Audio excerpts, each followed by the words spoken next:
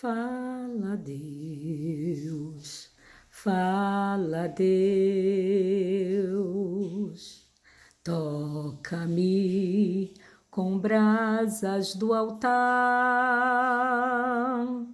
Fala, Deus, pois preciso ouvir a sua voz. Aleluia. A paz do Senhor, meus amados, glória a Deus. Louvado seja o nome do Senhor, que Deus abençoe a tua vida, a tua casa e os teus celeiros, que Deus seja contigo por onde você andar e por onde você for. Convida Jesus para estar ao teu lado. Amém? Glória a Deus. Nessa madrugada o Senhor me deu aqui Jeremias 16, né? Mas eu vou deixar aqui, né, alguns versículos, quando Jeremias é jogado num poço, né? Porque Jeremias aqui ele escreve as profecias, né, que o Senhor dá ao rolo e pede, como ele está impossibilitado, ele pede para Baruque, né, que é o escrivão, a qual Jeremias vai ditando ali o que Deus vai falando e ele vai escrevendo. E o rei Joaquim, filho de Josias, rei de Judá, esta palavra do Senhor a Jeremias dizendo, né, toma o rolo e um livro e escreve nele todas as palavras que tenho falado de Israel e Judá e de todas as nações desde o dia que eu te falei, desde os dias de Josias até os dias de hoje. Amém? Aí aqui no capítulo 37, Jeremias é aprisionado, né? E ele é jogado num poço. Disse mais Jeremias ao rei Zedequias: em que tenho pecado contra ti, contra os teus servos e contra este povo, para que me pusesses na prisão? Onde estão agora os vasos, profeta, que vos profetizavam, dizendo: o rei da Babilônia não virá contra vós, nem contra esta terra? Ora, pois ouve agora, ó rei meu, Senhor, seja aceito agora a minha súplica diante de ti, e não me deixes tornar à casa de Jonatã, o escriba, para que eu não venha morrer ali. Então ordenou o rei a Zedequias que pusessem Jeremias no átrio da guarda e deram-lhe um pão cada dia da rua dos padeiros, até que se acabou todo o pão da cidade, e assim ficou Jeremias no átrio da guarda. E ouvindo Ebed-Meleque, o etíope, em que um eunuco que não estava na casa do rei, que tinha posto Jeremias no calabouço. Estava, porém, o rei assentado à porta de Benjamim. Logo, Ebed-Meleque saiu da casa do rei e falou ao rei, dizendo: ó rei, senhor meu, estes homens agiram mal em tudo quanto fizeram a Jeremias, o profeta, lançando-o no calabouço, sendo que morreria de fome no lugar onde se achava, pois já não há mais pão na cidade. Então deu a ordem o rei a Ebed-Meleque, o etíope, dizendo: toma conta daqui 30 homens e tira Jeremias, o profeta, do calabouço antes que morra.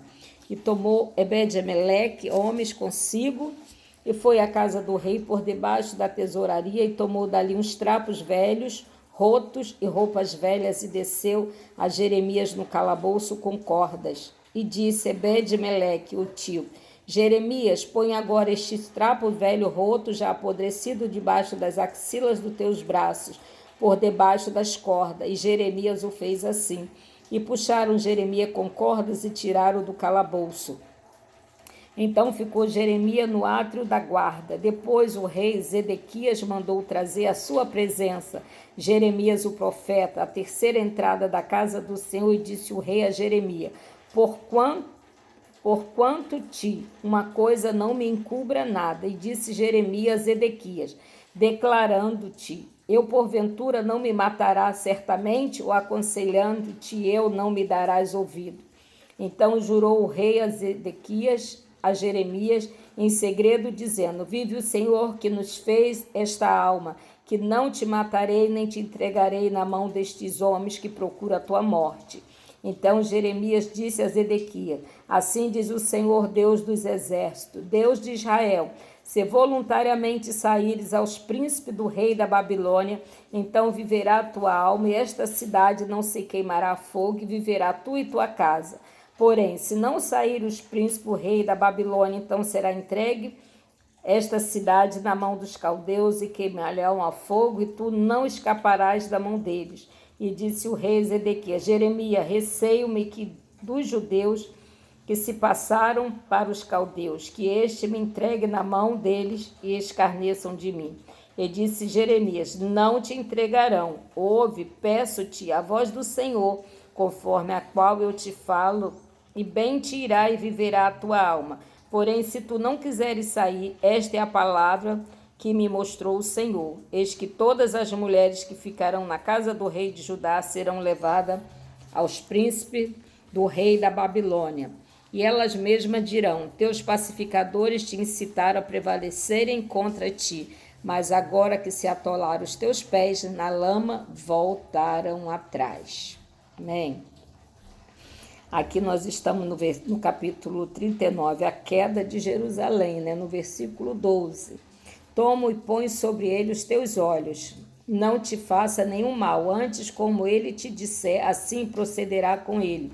Enviaram, pois, Nebuzaradão, capitão da guarda, e Rabsares, Negal, todos os príncipes do rei da Babilônia. Enviaram, pois, e tornaram Jeremias, o átrio da guarda, entregar a Gedalias, filho de Aicão, filho de Cefá, para que levasse a casa, e ele habitou entre o povo. Ora, tinha vindo a Jeremias a palavra do Senhor, estando a ele encarcerado no átrio da guarda, dizendo: vai e fala Ebed-Meleque, Eutípio, dizendo: assim fez o Senhor dos exércitos, Deus de Israel: eis que eu trarei as minhas palavras sobre esta cidade, para o mal e não para o bem, e cumprir-se-ão diante de ti naqueles dias. Porém te farei escapar naquele dia, diz o Senhor, e não serás entregue na mão dos homens, perante cuja face tu temes. Porque certamente te salvarei, e não cairás à espada, mas a tua vida terás por despojo, porquanto confiaste em mim, diz o Senhor.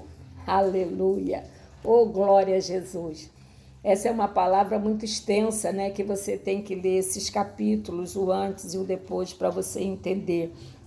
Aqui Jeremias tinha profetizado, tinha escrito no rolo que Israel, Judá, que ele ia ser tomada, que a cidade ia ser tomada, porque o povo não obedecia, Então, os babilônios iam tomar a cidade, mas ele deu ouvido aos falsos profetas, que quando ele consultava, dizia o bem e não dizia o mal. Dizia que ele venceria os babilônios, que ele seria vencedor e tudo mais. Mas só que Jeremias falava aquilo que o Senhor realmente mandava, porque o povo estava em rebeldia, e o Senhor diz que o povo seria levado a cativeiro, e a palavra do Senhor não volta atrás, O Senhor guardou, salvou a vida de Jeremias, usou o Ebed-Meleque, o Eutíope, e usou também aqui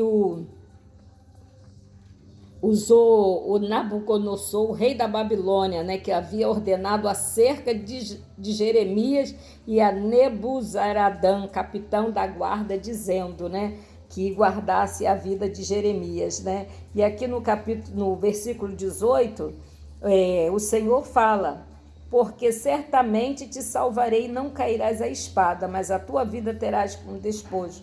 Então o Senhor guardou a vida de Jeremias ali, de todo aquele processo. Ele foi para o calabouço, ele foi para o poço, o calabouço ali, ele ficou preso no pátio da guarda, mas ele foi alimentado, naquele poço. Aquele calabouço estava vazio, só tinha lama. Se tivesse água, o profeta tinha morrido afogado, Mas o Senhor, né? O Senhor não volta atrás. A palavra do Senhor, ela é viva e eficaz, ela é real, ela é como uma espada de dois gumes.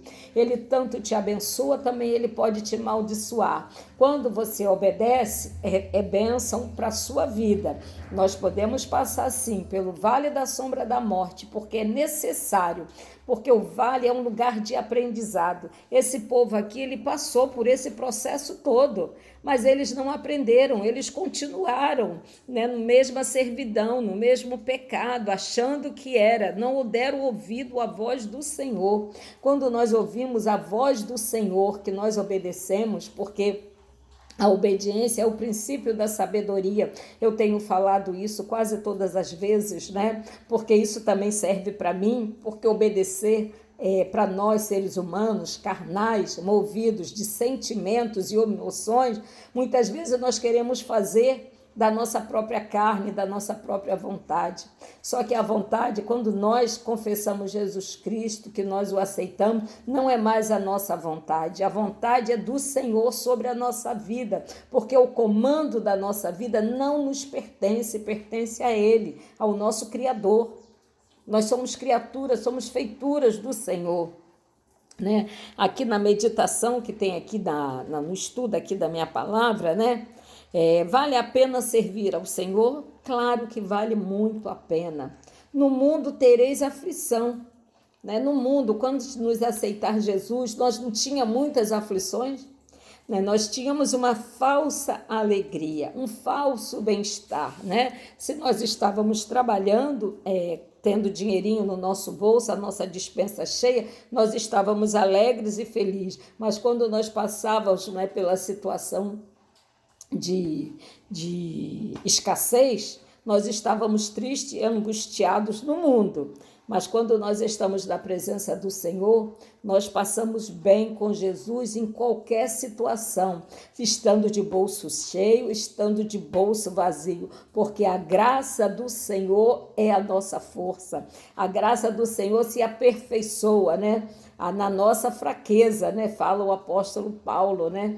Que o Senhor diz, Paulo, a minha graça te basta, quando ele pede para o Senhor tirar o espinho da carne. Isso já é no finalzinho, já próximo até quando ele teve um encontro, né, que foi aos céus, ao terceiro céu, foi elevado em espírito ao terceiro céu, que ele disse que viu coisas inenarráveis que não cabe, né, o homem falar, né? Então ele pediu ao Senhor que o tirasse o espinho da carne. E o que o Senhor respondeu para ele? Paulo, a minha graça te basta, porque às vezes é necessário a gente estar com espinho na carne, sabe por quê? Enquanto nós estamos sentindo a dor do espinho na nossa carne, o espinho na nossa carne pode ser o desemprego, pode ser uma enfermidade, pode ser a perca de alguém da família, um luto, pode ser a amputação de um dedinho, pode ser muitas coisas, o espinho na carne. Mas nós temos que continuar glorificando e adorando ao Senhor. Você acha que é fácil, né? Você enterrar um ente querido e ir para o culto pregar? Falar do amor, da misericórdia do Senhor? Você acha que é fácil ir pregar num culto? Num velório, aliás, pregar num velório, não no culto. No culto é fácil, no templo é muito fácil pregar. Mas você pregar num velório, você ir pregar num hospital, você trazer a palavra do Senhor, não é fácil, não é fácil, não é fácil. Mas Jesus te chamou para essa obra. Então ele diz, vai, faz, a minha graça te basta. A minha graça vai contigo, o meu Espírito te conduz. Quando ele diz para Jeremias, né, no início do capítulo de Jeremias, que ele diz assim, eu sou uma criança, eu não sei falar. O que o Senhor fala para Jeremias? Abre a boca que eu te encherei. E aconteceu comigo exatamente isso. Quando o pastor me chamou no hospital para trazer uma palavra, fazer uma oração para uma irmã que estava desesperada com a sua filha lá desenganada pelo médico. E eu não sabia mesmo o que eu ia falar, eu não sabia. Eu coloquei segurei a mão dela e falei, Jesus, usa-me, lembrei de Jeremias, Usa a minha boca, usa-me como instrumento, Senhor. Eu não sei o que falar, nessa hora, o que eu vou falar, né? E o Senhor me encheu. E o Senhor colocou em mim as suas palavras, que depois eu vi aquela senhora, ela estava desconsolada, chorando, desesperada. Quando eu acabei de orar, quando eu acabei de falar com ela, as lágrimas secaram, o semblante dela mudou. Fui eu que fiz isso? Não, não, não, não, não. Eu não fiz nada. Foi o Espírito Santo que usou a minha boca. Quando nós nos colocamos na brecha. E é isso que Jeremias fez aqui, entendeu? É isso que é Ebed-Meleque. É isso que o rei Nabucodonosor, né, o rei da Babilônia, ele foi usado pelo Senhor para guardar a vida do profeta. Porque assim o Senhor falou, o Senhor ordenou, o Senhor usa quem Ele quer. Aleluia! Vamos aqui à meditação. Vai ficar um pouquinho longo, mas não tem problema. Se não der, eu faço a segunda parte. Ebed-Meleque, o estrangeiro a serviço do rei Zedequias, foi um homem recompensado pelo Senhor por ter intercedido por seu profeta junto ao fraco e indeciso rei de Judá. Jeremias tinha sido aprisionado pelos príncipes do reino, porque aconselhara o rei Zedequias se entregar ao rei da Babilônia. Enfurecido, eles pretenderam matá-lo com a permissão do vacilante rei. Eles o baixaram em uma cisterna vazia, cheia de lama, podre no fundo, para que ali morresse de fome. O fraco rei Zedequias, embora fosse contrário a esse comportamento desumano, não teve moral suficiente para impedi-lo. Foi aí que Ebed-Meleque apareceu para salvar o profeta de Deus, embora não fosse um judeu. Aquele etíope percebera que Jeremias era um homem de Deus e, compadecido do idoso profeta, convenceu o rei a dar-lhe permissão para tirá-lo daí. Com o consentimento do rei, Ebed-Meleque ajuntou 30 homens para auxiliar-lhe naquela tarefa, depois de descer alguns trapos para que o profeta pudesse proteger as axilas das grosseiras, duras cordas. O nobre etíope libertou Jeremias e Sando da cisterna e da morte. Tempos depois, quando Jerusalém foi tomada pelos babilônios, seus moradores foram completamente destruídos ou levados como escravo para a Babilônia. O Senhor prometeu a Ebed-Meleque que ele não morreria devido ao seu ato de misericórdia, manifestado para com seu mensageiro. Deus sempre observa os nossos atos de bondade e deles não se esquece. Ele coloca à prova sua própria reputação em favor daqueles que nele confiam. Louvado seja o nome do Senhor. Vale a pena confiar no Senhor, entregar tua vida ao Senhor. O Senhor não se esqueceu de ti nem de mim. Porém, é necessário obedecer, fazer a vontade do Senhor, porque a vontade do Senhor, ela é boa, perfeita, agradável e não causa dano. Se te causar algum dano, mas não é um dano para a morte. Você viu, o profeta causou dano para ele, ele já era idoso, ele já estava idoso. Mas ele sobreviveu, aleluia, porque o Senhor deu ordem aos seus anjos a seu respeito. Aleluia, e teve alguém que intercedesse, né, ao fraco rei. E como tem líderes fracos dominados pela opressão, pela oposição, não é verdade? Aqueles que não amam o povo. Isso já é de muito tempo, mas nós não podemos nos conformar com isso. Lembra ali em 2 Crônicas, quando Salomão assumiu ali o trono de Davi, a oração de Salomão, né? Se o meu povo, que chama pelo meu nome, se arrepender e buscar a minha face, eu sararei a sua terra. Então, qual é o nosso papel? É orar, interceder, para que Deus venha sarar a nossa terra, para que Deus venha restituir tudo aquilo que foi tomado, tudo aquilo que foi tirado. Amém? Louvado seja o nome do Senhor. Deus abençoe a tua casa, a tua família, os teus celeiros, seja próspero. Consulte o teu manual. Eu profetizo bênçãos na tua vida, prosperidade da parte do Senhor. Amém? Glória a Deus. Deus te abençoe. Deus te abençoe rica e abundantemente. Que o Senhor te acompanhe por onde você andar.